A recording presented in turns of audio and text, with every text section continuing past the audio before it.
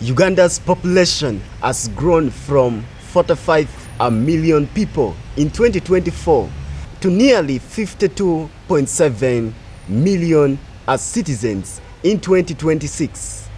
This population reflects a youthful and dynamic nation where the young people are striving to be visible, to create impact, and to contribute to the country's growth and development.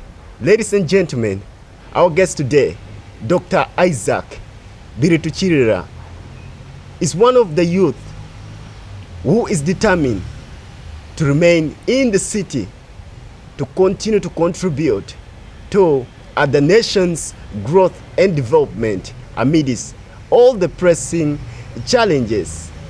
Dr. Isaac is a health executive and an institutional leader who believes in practical solutions rather than political rhetoric. You are most welcome to Madit Updates, our guest. Yes, it's a pleasure, and I really appreciate Madit Updates for having arranged and scheduled this time.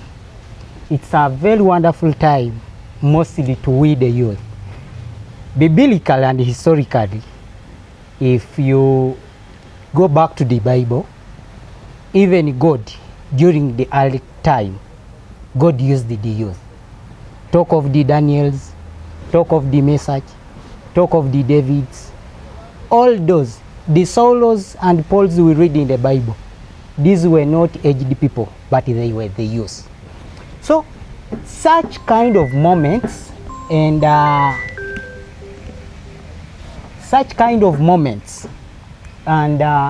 gesture gives us a very open opportunity to widely share, discuss, and give views, ideas, and strategies that can put not only a foundation, but even frameworks and strong buildings that a nation can stand on. Dr. Isaac, you are such an insightful a person. Dr. Isaac, just to start with, for a common person out there who would wish to know you better, who is Dr. Isaac, and kindly share your journey from Jinja to the capital city of Uganda, Kampala. Well, Mr. Moderator, Isaac is the son of the soil, meaning I'm a true national or a true citizen of this country, Uganda. I'm Soga by tribe, a born of two still living professional teachers. My dad and mom are both teachers. And I'm a born of Jinja City, Wanyange, and I've grown up from Busakira village, Kaluba parish, Busakira sub-county, Mayuge district. Well, my journey and my growing up start right from Busakira. It took me back to Jinja City, then West Nile, then eventually to Kampala, capital city. I attended my primary school at Wambete Primary School, still in Mayuge district. I got an opportunity. I went to Paul Mukasa Secondary School here in Mukono, and eventually went to Jinja Mpumude High School. That's where I finished my O-level. Then got an opportunity and joined the Jinja College, where I did biology, chemistry, math. And from that, I joined the nursing as a career. Seeing me here today, my background and my profile as professionally and career-wise is a nursing foundation. Yes. So with that, when I went to West Nile, I did a certificate in nursing from my Maracha School of Nursing. I got an opportunity to work with World Food Program as a data personnel After that, I got a wonderful opportunity to join pharmaceutical business. That's where my current title comes as a healthcare executive. I got an opportunity to work with Bliss GVS Pharmaceuticals. Way back, I started as a medical representative, still in Kampala here. After, according to the wonderful and proven performance records, I was promoted as a supervisor with the same company, looking after some divisions in Kampala, supervising other people in Western Uganda and eastern part of the country. Yes, Madit's updates. Dr. Isaac, just to take you away, let's look at your journey. How has your journey from Jinja to Kampala impacted your personal life, career and family? Well, those who are seeing me today as a healthcare executive may definitely think or assume my journey has been just a smooth one with being a child to professional teachers and all other histories. But it isn't the case. My true journey is a real definition of resilience, courage, and how can I bring it? Courage and never refusing or not refusing to quit. Career-wise, as a firstborn in the family, actually a large polygamous family, I've actually grown up as a father way back, just because responsibilities demanded right from the day I was born. Yes. So, the real definition of my journey, it is way back from the grassroots to the top. And this kind of career or experiences has actually taught me 2-3 lessons that I would like to share with our viewers outside there. Please, go yes. One of the wonderful experiences I would tell is that when I joined Bliss, and not like that, okay, before that, in my senior 3, I was diagnosed with diabetes.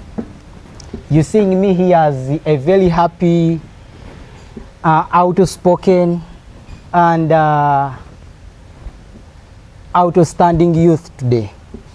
But I'm a diabetic, positive, living person. So unfortunate. No, it is not unfortunate. It is actually a blessing in disguise. You know, philosophers side, a blessing in disguise. Oh. Yes. This kind of illness, it is a chronic illness. Medics and other people believe diabetes cannot be cured, which is true. Like other chronic illnesses or those life-threatening illnesses. Why do I say that this is a blessing in a disguise? It is because of diabetes that you introduced me today as a doctor. Way back, my family background are teachers, as I told you. My uncles are lawyers, and other people of the family are computer experts, internet or information technologists, are people who are driving technology to the highest level, the way the global is taking them.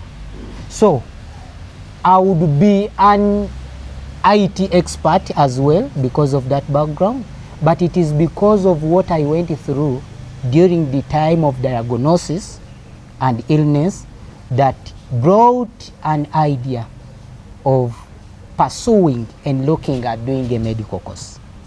That is the blessing I talk of being a diabetic patient. Yes. And that, it has actually showed me that someone can deal with any chronic illness and still life moves on. So, Other experiences I would share after my senior 4, I tried applying to nearby nursing and medical training schools, and they all rejected because of my medical status. They could say, no, we cannot manage being with a newly diagnosed student of diabetes or suffering from diabetes. Your sugar levels are not controlled. At least, no, we cannot admit you. That's how I lost opportunities in the beginning, but that pushed me further to go on and did my A-level at Ginger College. After that, as time went, I got an opportunity and I was admitted to Maracha School of Nursing as I signed for a certificate in nursing and later joined other institutions. So the key lesson is in that is rejection is a redirection. Oh. Yes, that is one. The once nursing training schools that rejected me later absorbed me and didn't stop my career, didn't stop my dream of becoming a medical practitioner or becoming a nurse. And today I proudly tell you I'm serving as an alumni president of Maracha School of Nursing and Midwifery Audi Students Association. In that, I also serve as the speaker for a newly founded umbrella of Northern and Eastern Uganda Nurses and Midwives umbrella. Actually, it is Northern and Eastern Uganda enrolled and registered nurses umbrella. I serve as a speaker. Leaving that aside, another key lesson from these kind of challenges I would share with you is that I know the struggle. I know the struggle. In this, I don't want viewers to be like, no, you're just bringing this because you want people to maybe to hear your story. No, the fact is I know the struggle. As I've told you, I'm a firstborn in the family. You know what it takes. True. Responsibility started right away, looking at guiding, protecting, and doing other things for your siblings. Even structuring and looking at how the home will be, and the home has to be in absence of the mom and dad. Talk of the weekends, talk of the public holidays, talk of the time we are at home when dad has gone to school for his job and mom respectively has gone to school for her job as a teacher. So that brings that I have the real experience. For my viewers outside there and those who are with us at Madita Updates, I was one time expelled or terminated from work. Oh. How did it feel? It was terrible for a struggler and an ambitious youth who is trying to juggle here and there to see that life moves on. This incident came when I was with Bliss Pharmaceuticals, and I had enrolled for my diploma in nursing at IU. So, in looking for ways of fundraising and funding my studies, I had to juggle multiple jobs. You could find me here today, and next day you find me in a certain point. So long as it could add even if a single shilling at the end of the day or at the end of the hour, I would definitely get involved and engaged. So with that, when bosses thought that I could be jungling them or jungling with multiple companies, they terminated my contract instantly. Just in a click of an eye or in a time frame of a fortnight, I lost everything and life became hard. Just to get in a little bit, After losing everything, how were you able to bounce back? Bouncing back takes you back to what I started with as the word resilience and not giving up. This taught me like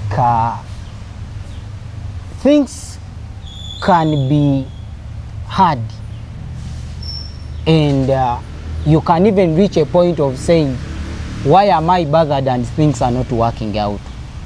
The fact is, this country, Uganda, has all odds that are unfavorable and even to every youth who is struggling like me. So with that, it also gave me a good lesson that winning doesn't just come on a silver plate, but it's philosophers bring it as grit plus win. Meaning it comprises of consistency, courage, resilience, and extra hard working and not giving up. So, Papa, that's how life was. It was real terrible. To an extent that where I was renting by then, I could not even afford rent. Yet I was at school. So, a colleague who is a brother from Tesoland had to accommodate and bring me closer. I was like, Isaac, let's just come and be under one roof or under one room. As things, you never know, maybe things do what? Change. So it is very bad, I would say, to actually tell me to bring it in details, because the sorrowful moments and the unfortunate opportunities and life I lived way back, I feel like for our viewers outside there and even the entire public, we should kindly stop there for a bit. But just know life was hard in Kampala. Thank you for sharing that, touching journey. Dr. Isaac. Yes, please. You are one of the youthful warriors that we have in this country. Oh, really? Yes. From the story that you've just shared, someone can really, agree that you are a warrior. I believe you've not shared everything. I believe there is a deep, touching moments that you realize you could not share. True. Just to take your way, Dr. Isaac, Uganda continues to rample with corruption, and according to the report, the country loses 9 trillion annually to corruption. As a practical leader who believes in practical solutions, how best do you think young people can collaborate with the government to promote transparency and accountability in this nation? Oh, you're talking of the country losing over 9 trillion annually. Is it just an estimate, or? It's an estimate. It is an estimate. To the report. Oh. I think it could be a wrong estimate. If it is under corruption, it could be. It is absolutely a wrong estimate.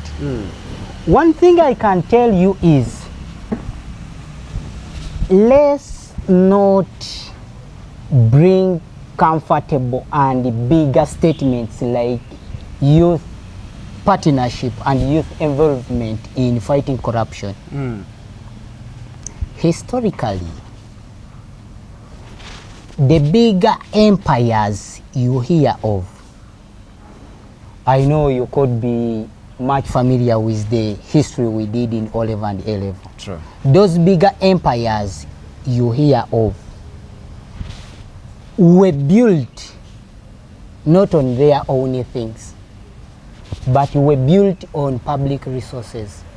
And the very offices you look at today, for instance, were designed to get and take away from people, not to give them or serve them. Still far way back, if I am to be exact, there are those battles you hear of, like in Islam, the battle of Badri, those spiritual battles. Whoever used it to engage and involve himself in such battles, they used to come with what we call locally omunyago.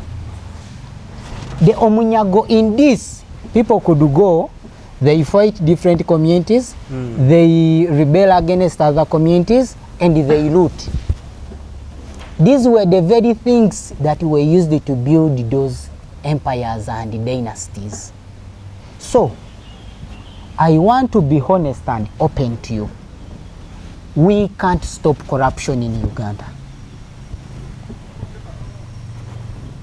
Likewise in East Africa and Africa, and even in the entire world.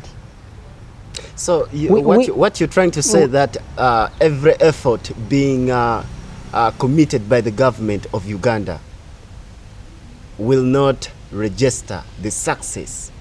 To be open to you, you can't use broken tools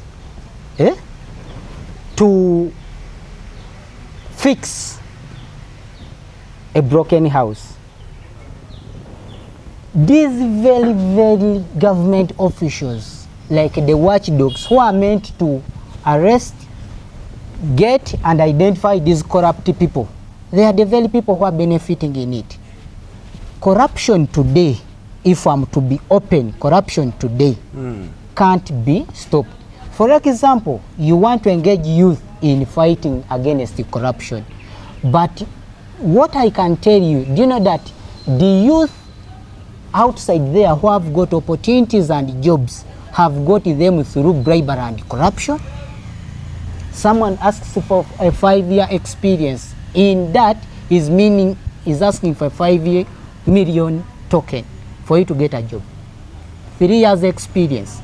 They make an advert, they asking for 3 years experience, and even put a note that even fresh graduates are encouraged to apply. How can you ask 5 years experience and even put down that even fresh graduates are encouraged to apply?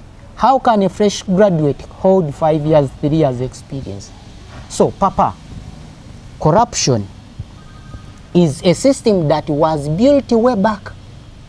Right from history, as I've told you, the empires, the bigger kingdoms and everything, whatever they have in their galleries, whatever they have in their stores as valuable things, these were things that were looted and got from other people. That's how corruption is. It is a bigger thing. Then lastly, corruption in Uganda and even Africa, together with the entire world, has become a point of survival. You need this, pay this. You need this, pay this. You need this, pay this. In this country here today, do you know that we are giving Panadol to a patient, Panadol to a patient who needs major operation? And likewise, patients are paying under the table to get medication and medical consultations. So, let's not batter this thing of corruption with involving the youth. No. We just need to break everything and we start from zero. That's what I can say about corruption. And I don't assume at one time corruption will end in this country. I think it was last year you saw a list of the highly ranked corrupt countries. Was Uganda among, or it was not among? And the list has more than 50, more than 36 countries. If you look at how many countries do we have in the world, if the list has more than 50 countries, do you think it is an easy thing we can fight? So all you're trying to say is youth partnering with the government to combat corruption is a nightmare. Absolutely. There is a word my primary English teacher used to say. That word is like daydreaming. You know daydreaming when you looking and everything looks to be normal, and for you anticipating things that cannot happen. That's what corruption is, and youth involvement in that cause is. Dr. Isaac, you're one of the politicians that gain visibility on social media during the 2026 general elections. What really inspired you to participate in public affairs? True, I didn't just gain visibility on social media. However, I thought of being involved to bring the change the country needs. With that, I thought of making noise online, and I got involved and engaged. And recently, in the recent conducted general elections, I ran as an MP aspirant of Bubunya South constituency in Maige district, but later realizing that the odds and even the political system of Uganda does not need ideas, and even the political system and even other election practices in the country are all corrupt, I had to withdraw. The most heartbreaking incidents and the remark I can give you is because of the poverty in this country, elections has changed the voters' minds to be corrupt. Do you know that voters are being bought by soap, a kilo of sugar, bread, or even some shillings, 1,000, 2,000, 5,000, 10,000. So, an outstanding person like me, who was looking at bringing things that can really impact and change the country, I had to withdraw because I cannot buy my way to the parliament. I cannot buy my way to parliament. So just whatever other outstanding and developed countries have done are not based on buying leaders to parliament and leaders to political positions. With that, I don't think that even at a later time I can develop an interest of being involved and engaged in any political position serving this country. To be honest, I don't think I can. Dr. Isaac, yes. Many youth are trying to find their way into politics, especially, to create impact, to transform this nation. But a viewer will agree that more has to be done. True. The former State Minister for Youth and Children's Affairs, Honorable Balam Barugara, Attain. I love that is name. now the full Minister of Local Government, deputized by Honorable Justin Namere Mama Masaka. Yes. What opportunities do these appointments by the President of the Republic of Uganda, Yoweri Kaguta Museveni, bring to the young people? Well, in the first place, allow me to first congratulate the President for the recently won elections. His Excellency, I congratulate you. In the same line, permit me also to appreciate the President for having appointed Honorable Baram Balgahara Ateng. You know, most of my time I've been with Banyoro people, and I also hold that name, that petty name they normally call. That is like an identity of Bunyolo. So that's why I'm bringing it more and more as a thing. Then also congratulate my elder sister. I call her sister because you're addressing this in the name of youth. And I'm just 27 years. I don't think if she's a youth, she could be like 40 or 38 or whatever, 35 plus years. I think she's also in the same bracket. However, these kind of appointments, I want you to agree with me. They don't bring an opportunity to any youth like me and you and even other youths outside there. What do you mean, Dr. Isaac? To be honest, these are just designated offices and positions for people to earn their living, for people to actually, it is like a point of appreciating them, whatever they have contributed to Musei's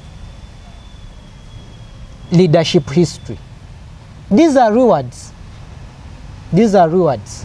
So in that line, a country that needs youth development and youth opportunities does not just design offices and positions for the youth. However, a country that look at developing their youth will come up with strategies and policies. Will come up with strategies and policies that give employment to unemployed youth, that brings, just 1 minute, that brings opportunities for youth to earn a living. In that, I would think, instead of government thinking of coming up with positions and even His Excellency appointing youth to political positions and ministerial positions, the President should work with the executive together with his cabinet to draft and come up with policies like, one, that national minimum wage policy. A national minimum wage policy will help a young Ugandan like me who has just graduated from school and have got an opportunity to work somewhere, and you find that a minimum wage or a starting capital or a starting salary is like 1.5 or 2 millions or 3 millions, because we are in a country whereby the standards and the cost of living are skyrocketing. So policies like national minimum wage policy can help a youth to develop, earn a living, transform, and develop his life. 2, things like mandatory, how can I bring it? Mandatory internship. Mandatory internship to these youths who have just graduated from school. This mandatory internship policy will push or force the government together with corporate companies to bring these people on an internship that drives them to job, and a paid one. You hearing a recent saga, I think, was it this month, last month? I hear all medical interns will no longer get their internship allowances. how will life be when you've done a medicine course of 6 years or 5 years? You're now going for internship placement and you have to fund yourself, you have to transport yourself, you have to feed yourself. If illness come, you have to treat yourself on your own bill. It is indeed unfair. It is indeed unfair. So other things in that line could be bringing like content protection policy. The world has transformed it to digital. The world has transformed it to digital. So if the world has transformed it to digital, we need to create policies that protect our digital youth. There are those doing live broadcasting like on social media, talk of YouTube, TikTok, and other avenues. So we need to come up with policies that equip and protect our own what? Our own youth who are venturing in that, because it is now a source of income. I have many youth who are not having jobs like in corporate companies, but they are running YouTube, they are running TikTok,